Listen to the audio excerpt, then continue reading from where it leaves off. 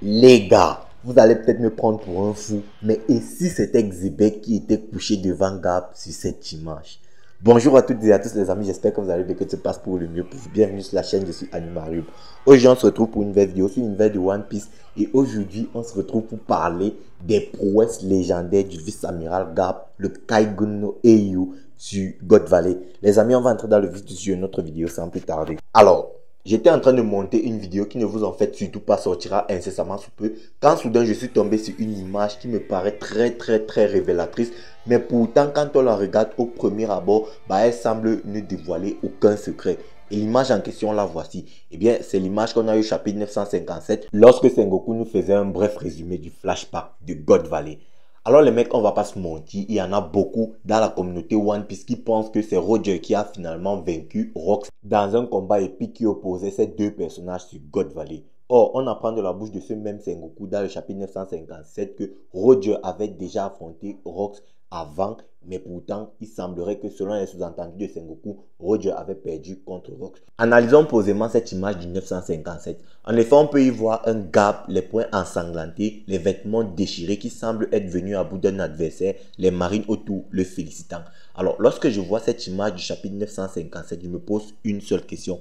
Qui pourrait être cet adversaire que Gap vient de vaincre? Eh bien, un indice sur son identité nous est donné au travers des déchirures des vêtements de Gap. En effet, on peut y voir des déchirures nettes qui peuvent suggérer que ces déchirures ont été causées par des coups d'épée ou en tout cas par des coups de lame tranchante. Du coup, on pourrait donc penser que ces déchirures ont été causées par des personnages qui se battent avec des armes tranchantes.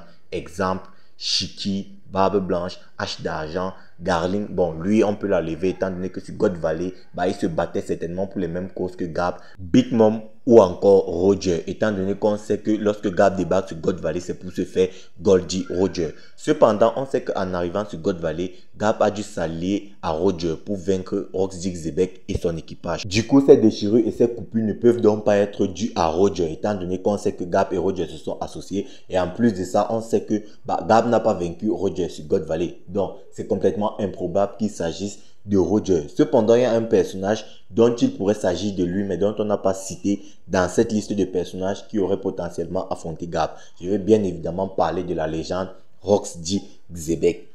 Attendez les mecs, je sais que là vous êtes en train de me dire, mais quoi? Mais attends, mais t'es malade ou quoi? Bref, calmez-vous, je vous explique. En effet, on sait pertinemment que Gap et Roger se sont associés, se sont alliés pour vaincre Rox Xebec. Autre chose, on a les marines autour qui sont en train de féliciter Gap. Vous pensez que ces gars-là qui nous disent que c'est Gap qui a vaincu Xebec, ils nous disent ça pour rien. S'ils nous disent ça, c'est certainement parce qu'ils ont certainement dû assister au combat. Du coup, la possibilité selon laquelle c'est Xebec qui est couché devant Gap, elle existe et elle est vraiment trop grande. Les mecs, je vais vous dire un truc, misez votre argent sur mon Kid Gap. Franchement, c'est vrai que Xebec c'est un personnage incroyable et que par la suite il va encore faire des dingueries qui vont vraiment nous choquer au vu des dires de Sengoku dans le chapitre 957. Mais je vous dis clairement, Gap, franchement, j'ai énormément confiance en ce mec. Vous savez, le truc avec le personnage de Gap, c'est que en tant que marine, et le mec porte surtout le nom de héros légendaire de la marine, le Kaigun no Eiyu. C'est-à-dire, c'est un mec qui a prouvé. Cependant, il doit nous montrer ce qu'il a prouvé. Et sur God Valley, Gap, c'était le personnage le plus important sur God Valley. Je le dis actuellement. Bon, ça se joue avec Xebec, mais je peux vous dire un truc, ce n'était pas Roger. Ça, vous pouvez déjà l'oublier. Je disais tantôt que le fait que les déchirures sur les vêtements de Gap sont certainement dues à une lame, couplé au fait que les marines autour sont en train d'acclamer Gap suite à une victoire, peuvent laisser penser que c'est Gap qui aurait vaincu Xebec, surtout quand on sait que la population civile de l'univers de One Piece sait que l'équipage des Rox et leur capitaine a été arrêté par Monkey D. Gap. S'ils le disent, c'est que ce n'est pas pour rien. Il y a des témoins, les gars. Et le fait qu'il existe des témoins prouve que les dires de Sengoku, c'est pas aussi faux que ça. Il se pourrait que ce soit réellement Gap qui aurait vaincu Xebec. Alors, mon scénario serait lequel?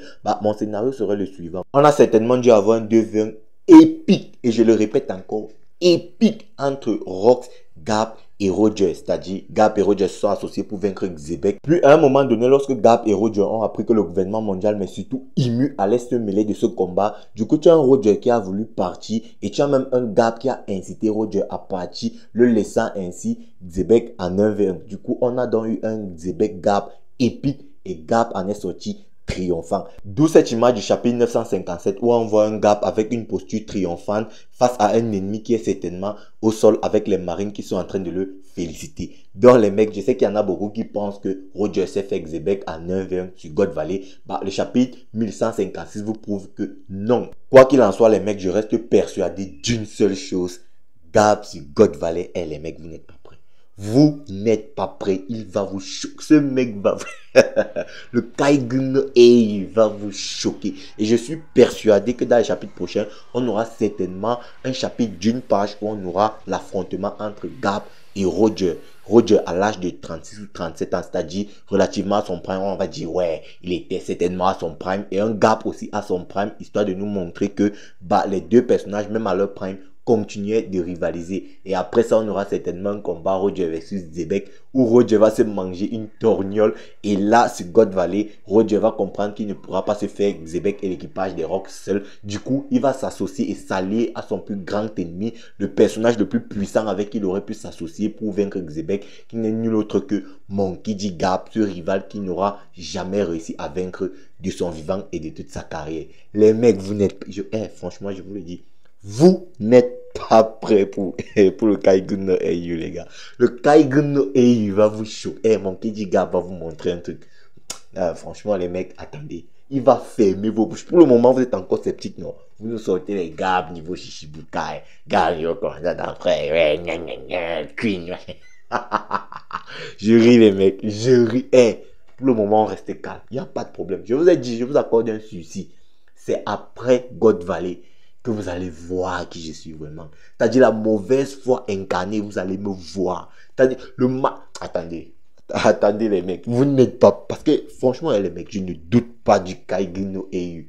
Donc je suis sûr des prouesses de Gap. Franchement les mecs, je ne doute pas. Bref les amis, la vidéo est arrivée à son terme.